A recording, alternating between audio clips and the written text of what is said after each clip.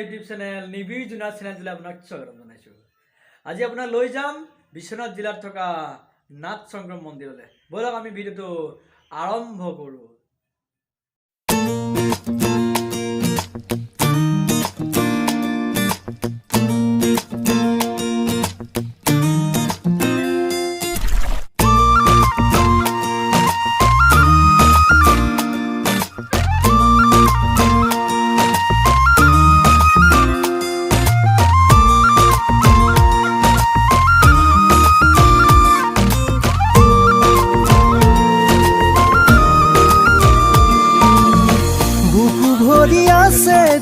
আপোনালোকে আহিব, এইটো বিশ্বনাথত আছে নাথ শংকৰত।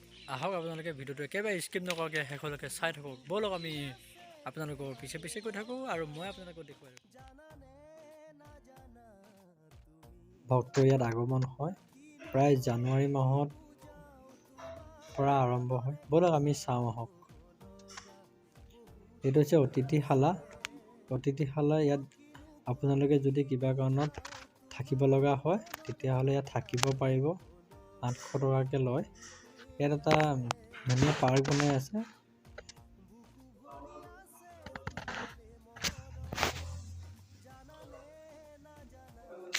ধূপ চাকি বন্তি ইয়াত জ্বলাব পাৰিব, সেৱা শুশ্ৰূষা কৰিব পাৰিব। বহুত সুন্দৰ এটা পৰিৱেশ। নাথ শংকৰ বুলি ক'লে বিখ্যাত বিশ্বনাথ চাৰিআলি। সেয়া দেখিছে আপোনালোকে।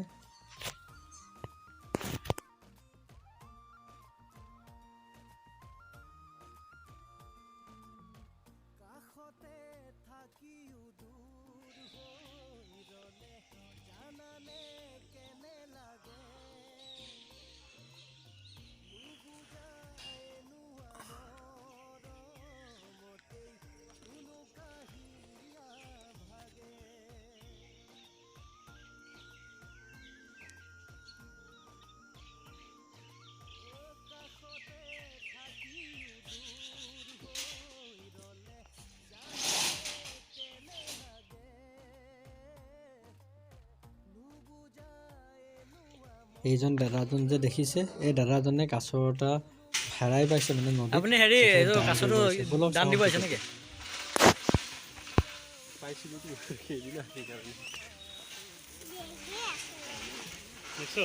এই দাদাজনে কাছৰটো পাইছিলে, এয়া দান দিবলৈ আহিছে।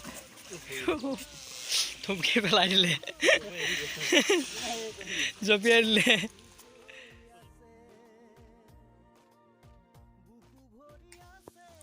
এতিয়া কাছৰবোৰ আহিব, বিস্কুটবিলাক দি দিয়া হৈছিল। চাব ইয়াতে হাজাৰ হাজাৰ কাছৰ আছে বুলি ক'লে 16টা প্ৰজাতি কাছৰ আছে আৰু কমচে কম 1-2 হাজাৰ কাছৰ আছে। বহুত ডাঙৰ ডাঙৰ কাছৰ আছে। দেখিছে কাছৰবিলাক কেনেকৈ বিস্কুট খাইছে। আপোনালোকে যদি কেতিয়াবা আহে বা বিস্কুট বা ব্ৰেড দিবলৈ নাপাহৰিব।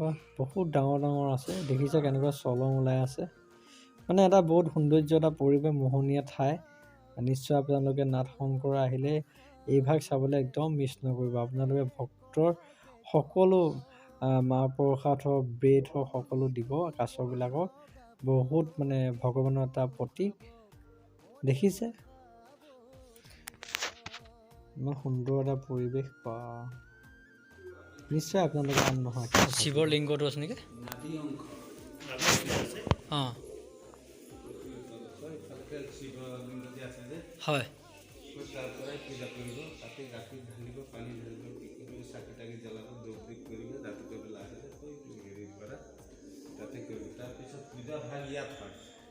পূজা ভাগ ইয়াত হ'ব। মই জনা মতে শুনা মতে দেই 1965 খ্ৰীষ্টাব্দ আছিল নে খ্ৰীষ্টপূৰ্ব আছিলে সেইটো মই ক'ব নোৱাৰোঁ। নাগাখ্যা ৰাজাই বোলে যুদ্ধ জয় কৰি ইয়াতে শিৱৰ কিবা হেৰি পাইছেগৈ। সেইটো সময়তে তেওঁ মানে নিৰ্মাণ কৰিছে এইটো মন্দিৰটো। তাৰপিছতে এইটো অৱস্থা পাইছেগৈ। এতিয়াতো বহুতখিনি সুন্দৰ হ'ল আৰু এতিয়া আগতকৈ চফাও হ'ল, পৰিষ্কাৰ পৰিচ্ছন্নতা হ'ল।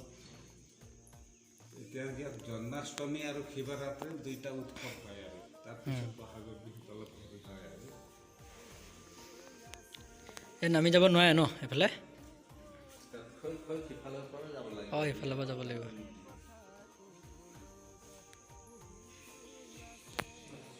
ইয়াত দিনৰ ভাগত ভোগ হয়, প্ৰসাদ হয় আৰু ইয়াতে উৎসৰ্গা হয়। ইয়াতে হেৰি ভক্তবিলাক কেতিয়া আগমন হয়?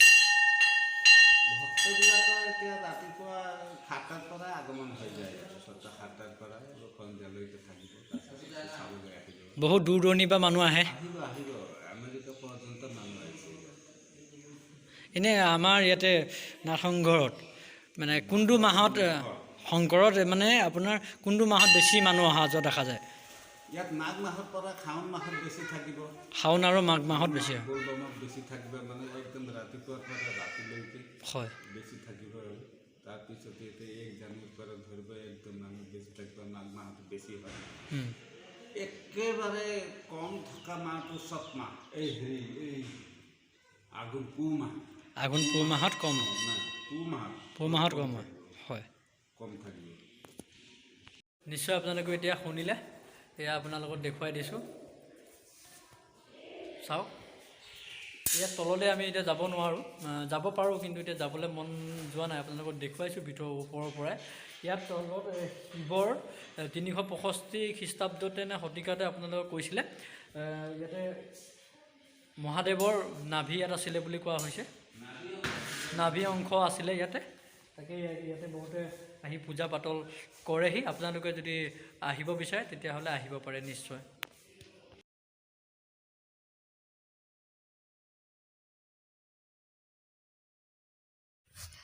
ইয়াতে বহুতো ভক্ত আহি সেৱাও শুশ্ৰূষা কৰে, মনৰ আশা পূৰণ হওক বুলি।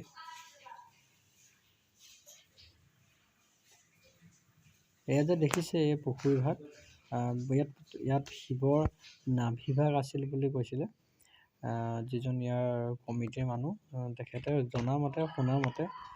দেখিছে নিশ্চয় আপোনালোকে। ভাল পালে তেন্তে লাইক কৰিব, শ্বেয়াৰ কৰিব আৰু ছাবস্ক্ৰাইব কৰিব। একদম নাপাহৰিব, এটা অন্য এটা ভিডিঅ' লগ পাম। জয় আই অসম।